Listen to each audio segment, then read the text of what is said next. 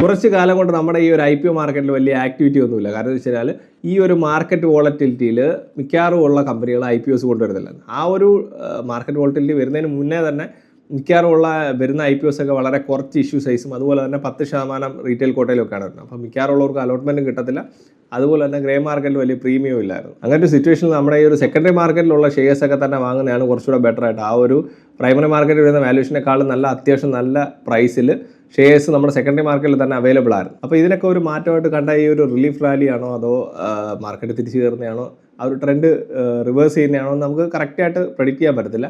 എന്നാലും ആ ഒരു ആശ്വാസത്തിൽ പുതിയ IPOs ഒക്കെ വന്നു തുടങ്ങി. അപ്പോൾ ഇപ്പോൾ പുതിയതായിട്ട് മാർക്കറ്റിൽ വന്നിരിക്കുന്ന ഒരു IPO ആണ് ഈ ഒരു ഓൺ EMI ടെക്നോളജീസ് എന്ന് പറഞ്ഞ കമ്പനിയുടെ IPO. ഈ ഒരു IPOയുടെ പ്രത്യേകത എന്ന് വെച്ച് കഴിഞ്ഞാൽ ഇത് 35% റീറ്റെയിൽ കോട്ടയാണ്. ആ ഒരു 926 കോടി ഇഷ്യൂ സൈസിൽ 35% റീറ്റെയിൽ കോട്ടയാകുമ്പോൾ 5.41 കോടി ഷെയർസ് ഉണ്ട്. അതിന് 87 ലോട്ട് സൈസ്. അപ്പോൾ അത് വെച്ച് നമ്മൾ ഭാഗിക്കാമെങ്കിൽ ഓൾമോസ്റ്റ് 2,17,813 ഓളം ആൾക്കാർക്ക് ഈ ഒരു IPOയിൽ അലോട്ട്മെൻറ്റ് കിട്ടാനുള്ള സാധ്യതയുണ്ട്. അപ്പോൾ റീറ്റെയിൽ അലോട്ട്മെൻറ്റിനുള്ള ചാൻസ് വളരെ കൂടുതലാണ്. പക്ഷേ ഗ്രേ മാർക്കറ്റിൽ പ്രീമിയം അത്ര അങ്ങോട്ടില്ല. അപ്പോൾ ആ ഒരു കമ്പനിയെക്കുറിച്ചാണ് നമ്മൾ ഇന്നത്തെ ഈ ഒരു വീഡിയോയിൽ ഡിസ്കസ് ചെയ്യാൻ പോകുന്നത്. അപ്പോൾ നമ്മുടെ ഈ ഒരു ഓൺ EMI ടെക്നോളജീസ് എന്ന് പറഞ്ഞ കമ്പനി ബേസിക്കലി ഒരു ആപ്പ് ബേസ്ഡ് ലോണുകൾ കൊടുക്കുന്ന ഒരു കമ്പനിയാണ്. ഒരു ആപ്ലിക്കേഷൻ ഉണ്ട് അവർക്ക്, കിസ്റ്റ് എന്നാണ് ആ ഒരു ആപ്ലിക്കേഷൻ്റെ പേര്. അതുപോലെ തന്നെ അവർക്കൊരു പേയ്മെൻറ്റ് ഗേറ്റ് വേ ഉണ്ട്, റിംഗ് എന്ന് പറഞ്ഞ ഒരു പേയ്മെൻറ്റ് ഗേറ്റ് വേ അവർക്കുണ്ട്. ഇവർ ഈ ഒരു ബിസിനസ് ചെയ്യുന്നതെന്ന് വെച്ച് കഴിഞ്ഞാൽ അവരുടെ 100% ഓൺഡ് ആയിട്ടുള്ള സബ്സിഡറി ആയിട്ടുള്ള സീക്രേവ ക്യാപിറ്റൽ എന്ന് പറഞ്ഞ ഒരു NBFCയിലൂടെയാണ്.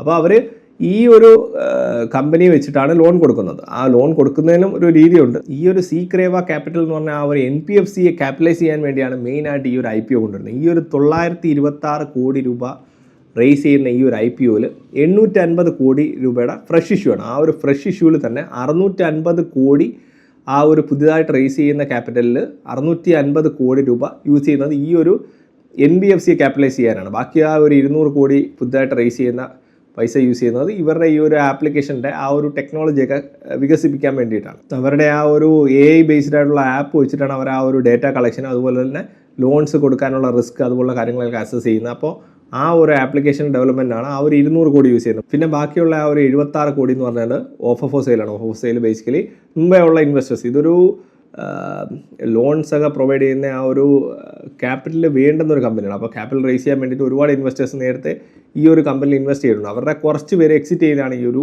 76 കോടിയുടെ ഓഫർ ഫോർ സെയിൽ. ഈ ഒരു IPO ഓപ്പൺ ആവുന്നത് ഏപ്രിൽ 30 അതുപോലെ തന്നെ മെയ് 5 ഒരു IPO ക്ലോസ് ചെയ്യുന്നത്. മെയ് 6 ഈ ഒരു IPOയുടെ അലോട്ട്മെൻറ്റ് ഫൈനലൈസേഷൻ വരും. അതുപോലെ തന്നെ 7 ഷെയർസ് ക്രെഡിറ്റ് ആവും. 8 ആയിരിക്കും ഈ ഒരു കമ്പനി മാർക്കറ്റിൽ ലിസ്റ്റ് ആവുന്നത്. ഈ ഒരു കമ്പനിയുടെ പ്രൈസ് ബാൻഡ് സെറ്റ് ചെയ്തിരിക്കുന്നത് 162 രൂപ മുതൽ 171 രൂപ വരെയാണ്. അപ്പോൾ ഈ ഒരു 171 അപ്പർ പ്രൈസ് ബാൻഡിൽ ഈ ഒരു കമ്പനിയുടെ മാർക്കറ്റ് ക്യാപിറ്റലൈസേഷൻ വരുന്നത് 2,881 കോടിയാണ്. അപ്പോൾ അത്യാവശ്യം ചെറിയൊരു സൈസുള്ള ഒരു NBFC ആണ് നമുക്ക് ഈ ഒരു മാർക്കറ്റിൽ ഈ ഒരു IPO വഴി കിട്ടുന്നത്. ഈ ഒരു കമ്പനി 2015 രൺവീർ സിംഗും അതുപോലെ കൃഷ്ണൻ വിശ്വനാഥൻ പറഞ്ഞ 2 പേര് ചേർന്ന് തുടങ്ങിയതാണ്.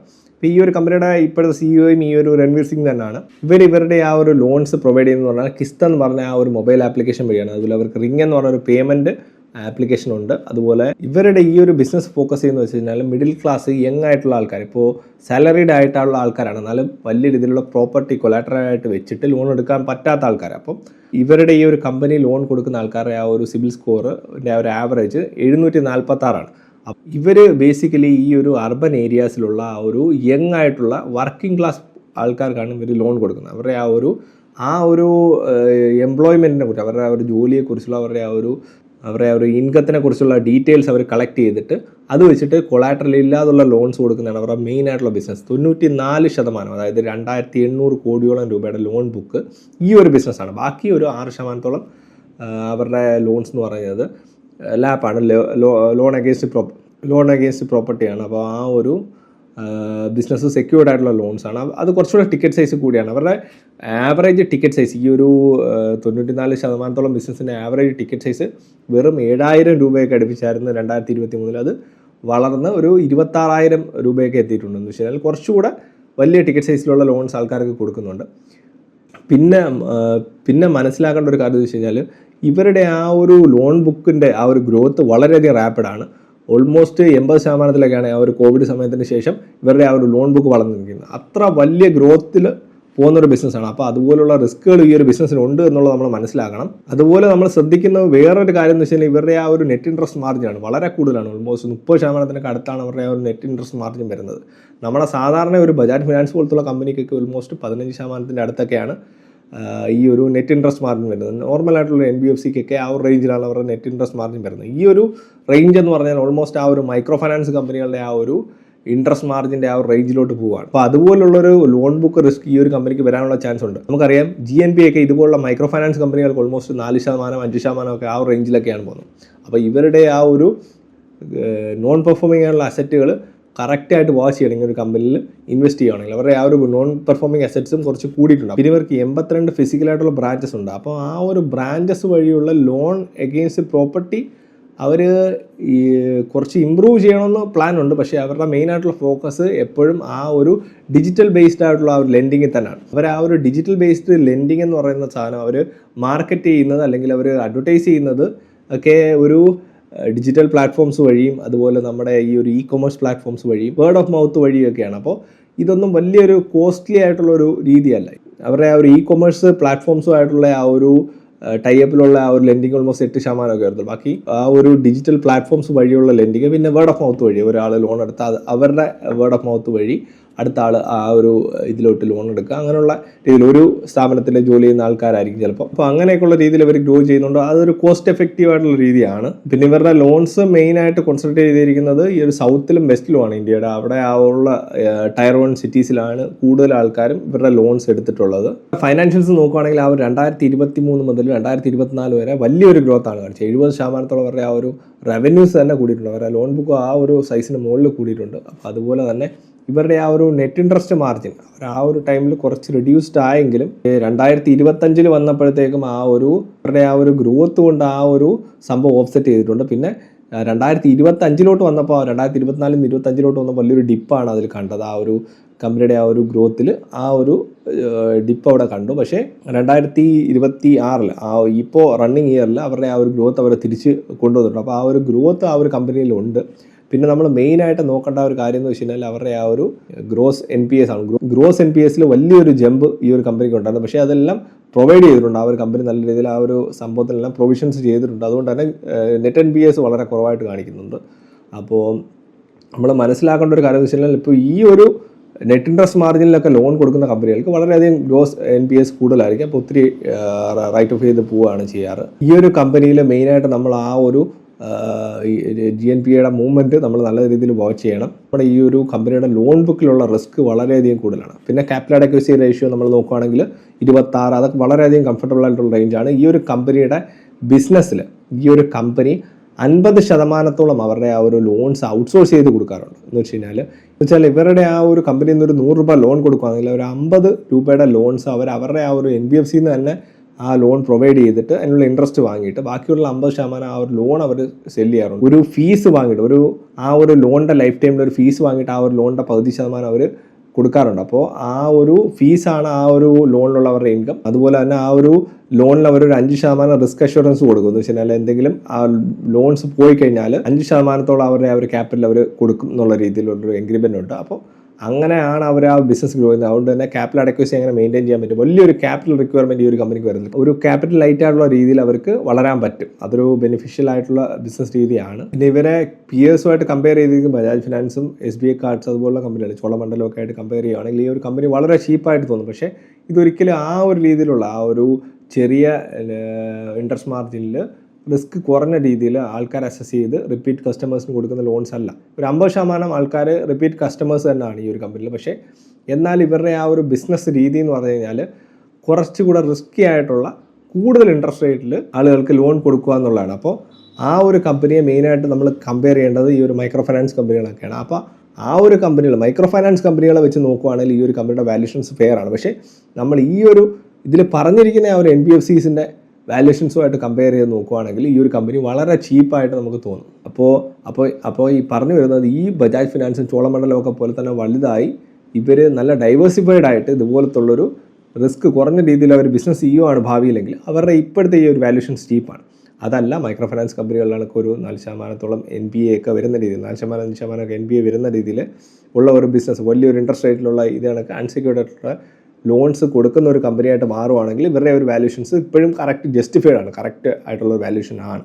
പിന്നെ ഇവരുടെ സ്ട്രെങ്ത്തുകളെ കുറിച്ച് പറയുകയാണെങ്കിൽ ഇവരുടെ ആ ഒരു ലെൻഡിങ് ആപ്പ്, അവരുടെ ആ ഒരു ലെൻഡിങ് ആപ്പിൽ അവർ എന്തുമാത്രം ആൾക്കാരുടെ ഡേറ്റ കളക്ട് ചെയ്ത് നല്ല രീതിയിൽ ലോൺ കൊടുക്കുന്നുണ്ട് ഭാവിയിൽ, അത് അവരുടെ ആ ഒരു ബെനിഫിറ്റാണ്. അതുപോലെ അവർ ആ ഒരു ലോൺ കൊടുക്കുന്ന ആ ഒരു സെഗ്മെൻറ്റ്, ഒരു മാസ് മാർക്കറ്റിനാണ് അവർ ലോൺ കൊടുക്കുന്നത്. ആ ഒരു സെഗ്മെൻറ്റിലുള്ള ഗ്രോത്ത്, ഇപ്പോൾ ലോൺ ആപ്പ് ബേസ്ഡ് ലെൻഡിങ് എന്ന് പറഞ്ഞ ആ ഒരു ബിസിനസ് തന്നെ 20% മുകളിലാണ് വളരുന്നത്. അപ്പോൾ ആ ഒരു മാർക്കറ്റ് തന്നെ വലിയൊരു സ്പീഡിൽ വളരുന്ന മാർക്കറ്റാണ്. അപ്പോൾ ആ ഒരു ഏരിയയിലാണ് ഇവർ ബിസിനസ് ചെയ്യുന്നത്.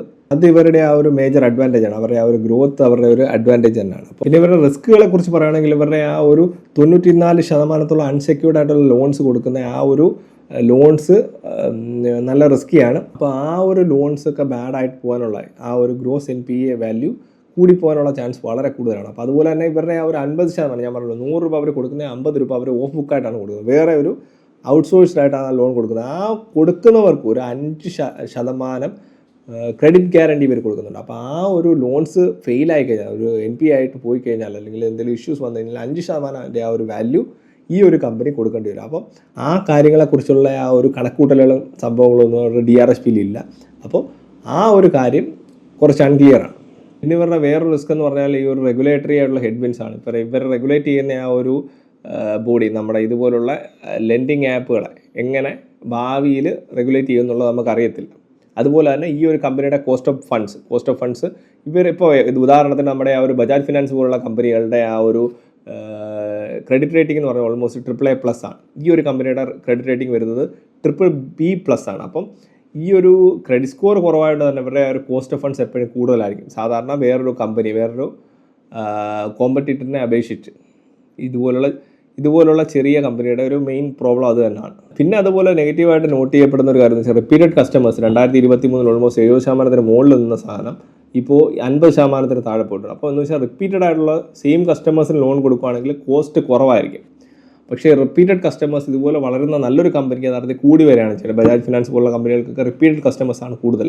ഉദാഹരണത്തിന് ഒരു റിപ്പീറ്റഡ് കസ്റ്റമർ വരാൻ അവരുടെ ഡേറ്റ കളക്ട് ചെയ്യേണ്ട കാര്യമില്ല, അവർക്ക് ലോൺ തിരിച്ചടവ് എങ്ങനെ ആയിരിക്കും എന്നൊക്കെ ഉള്ളത് കമ്പനിക്ക് ഓൾറെഡി അറിയാം. അപ്പോൾ ആ ഒരു റിപ്പീറ്റഡ് കസ്റ്റമേഴ്സ് കുറയുന്നത് ഈ ഒരു കമ്പനിയുടെ മെയിൻ റിസ്ക് ആണ്. അതുകൂടെ നമ്മൾ വാച്ച് ചെയ്യേണ്ട ഒരു കാര്യമാണ്. പിന്നെ ഈ ഒരു കമ്പനിയെക്കുറിച്ചുള്ള കൺക്ലൂഷനായിട്ട് നമുക്ക് എന്ത് പറയാമെന്ന് വെച്ച് കഴിഞ്ഞാൽ, ഈ ഒരു കമ്പനി വളരെയധികം ഗ്രോത്ത് ഉള്ളൊരു മാർക്കറ്റിലാണ് ഇപ്പോൾ ഉള്ളത്. അതുപോലെ വളരെയധികം ഗ്രോയിങ് ആയിട്ടുള്ള ബിസിനസ്സാണ്, വളരെയധികം സ്പീഡിൽ ഗ്രോ ചെയ്യാൻ പറ്റുന്ന ഒരു ബിസിനസ്സാണ്. അത്രമാത്രം പ്രോഫിറ്റബിൾ ആയിട്ടുള്ള രീതിയിലുള്ള ബിസിനസ്സാണ് ചെയ്യുന്നത്. ആ ഒരു ബിസിനസ് നേരെ ചൊവ്വേ പോവുകയാണെങ്കിൽ, അല്ല എന്തെങ്കിലുമൊക്കെ ഇഷ്യൂസ് വരുന്നുണ്ടെങ്കിൽ അവിടെ വളരെയധികം റിസ്കി ആയിട്ടുള്ള ബിസിനസ്സുമായിട്ട് മാറണം. എല്ലാ ആൾക്കാർ ഫൈനാൻസ് കമ്പനികളിൽ ഇൻവെസ്റ്റ് ചെയ്യാറില്ല. അതുപോലെ തന്നെ ഇതുപോലെ ഹൈലി ടെക്നോളജി ഡിപ്പെൻഡൻ്റ് ആയിട്ടുള്ള മൂവിങ് ആയിട്ടുള്ള, എന്ന് വെച്ചാൽ ബിസിനസ് അങ്ങോട്ടും ഇങ്ങോട്ടും മാറ്റങ്ങൾ വരുന്ന രീതിയിലുള്ള ബിസിനസ്സുകൾ ഇൻവെസ്റ്റ് ചെയ്യാറില്ല. അങ്ങനെയുള്ളവർക്ക് പറ്റിയൊരു കമ്പനിയല്ല. പക്ഷേ നല്ല റിസ്ക് എടുത്ത് നല്ല റിവാർഡ് കിട്ടുന്ന രീതിയിലുള്ള ഒരു ഇൻവെസ്റ്റ്മെൻറ്റ് നോക്കുന്ന ഒരാൾക്ക് പറ്റിയൊരു കമ്പനി. ആ ഒരു രീതിയിലുള്ള ഗ്രോത്ത് ഈ ഒരു കമ്പനി എക്സ്പെക്ട് ചെയ്യണമെങ്കിൽ ഇവരുടെ ആ ഒരു വാല്യൂഷൻസ് ഇപ്പോഴത്തെ രീതിയിൽ ചീപ്പാണ്. പിന്നെ ഈ ഒരു കമ്പനി ലിസ്റ്റിംഗ് ഗെയിൻസിന് വേണ്ടി നോക്കുന്നവർ മനസ്സിലാക്കേണ്ട ഒരു കാര്യം എന്ന് വെച്ചാൽ, ലിസ്റ്റിംഗ് ഗെയിൻസ് വളരെ കൂടുതലൊന്നും ഈ കമ്പനിക്കില്ല. ഓൾമോസ്റ്റ് 5 രൂപ അടുപ്പിച്ചാണ് ഈ ഒരു കമ്പനിയുടെ ഗ്രേ മാർക്കറ്റ് പ്രീമിയം. ഓൾമോസ്റ്റ് 2 മുതൽ 3% ഇടയിലാണ് അവരുടെ ആ ഒരു ഗ്രേ മാർക്കറ്റ് പ്രീമിയം നിൽക്കുന്നത്. അപ്പോൾ മാർക്കറ്റിൽ എന്തെങ്കിലും വോളറ്റിലിറ്റി വരുവാണെങ്കിൽ അത് അങ്ങോട്ടും ഇങ്ങോട്ടും മാറാനുള്ള ചാൻസ് ഉണ്ട്. അപ്പോൾ അതൊക്കെ നോക്കിയിട്ട് മാത്രം ഇതുപോലുള്ള കമ്പനിയിൽ ഇൻവെസ്റ്റ് ചെയ്യുക. ഇതുവരെ നിങ്ങൾ ഈ ഒരു വീഡിയോ കണ്ടെങ്കിൽ ഇതുപോലെ IPO റിലേറ്റഡ് ആയിട്ടുള്ള അല്ലെങ്കിൽ ഫൈനാൻസ് റിലേറ്റഡ് ആയിട്ടുള്ള ടോപ്പിക്കുകൾ കാണാൻ താല്പര്യമുണ്ടെങ്കിൽ ഈ ഒരു ചാനൽ സബ്സ്ക്രൈബ് ചെയ്യാൻ മറക്കണ്ട.